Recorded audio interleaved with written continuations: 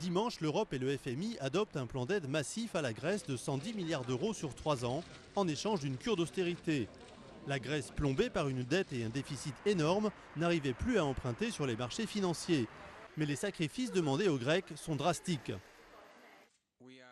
Nous sommes parfaitement conscients que c'est un programme qui ne va pas être facile. Cela ne va pas être facile pour les citoyens grecs, en dépit des efforts que nous avons déjà faits et que nous allons continuer de faire pour protéger les plus faibles de notre société.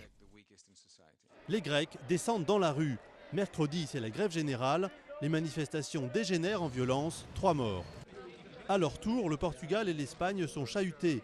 Les bourses s'agitent sur des rumeurs de dégradation par les agences de notation. Mardi, le chef du gouvernement espagnol, José Luis Zapatero, se fâche. Je n'y crois pas, c'est absolument fou. Mercredi, la chancelière allemande Angela Merkel, qui a longtemps traîné les pieds pour soutenir la Grèce, plaide devant son Parlement pour débloquer plus de 20 milliards d'euros d'aide. Il en va de l'avenir de l'Europe et de l'avenir de l'Allemagne en Europe. Mais ces propos sont jugés alarmistes et ambigus par les marchés qui continuent de dévisser. L'euro décroche sur les marchés d'échange. Jeudi, le Parlement grec adopte le plan d'austérité malgré l'hostilité de la population. Le président de la Banque centrale européenne, Jean-Claude Trichet, tente de rassurer, affirmant qu'il n'y a aucun risque de contagion de la crise dans le reste de l'Europe.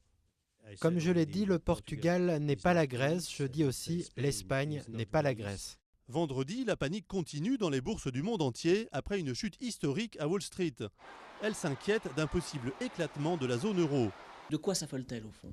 Je pense qu'il y a 2 éléments. D'abord, je pense qu'elle ne croit pas que les plans mis en œuvre, le plan de soutien à la Grèce mis en place par les pays européens, et puis le plan de stabilisation, le plan de rigueur mis en place par la Grèce, suffira à la sortir d'affaire.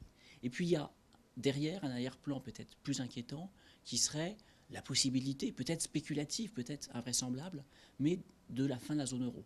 Un scénario catastrophe avancé par le prix Nobel d'économie Joseph Stiglitz, mais cependant jugé improbable par la majorité des économistes et vigoureusement réfuté par les responsables politiques européens.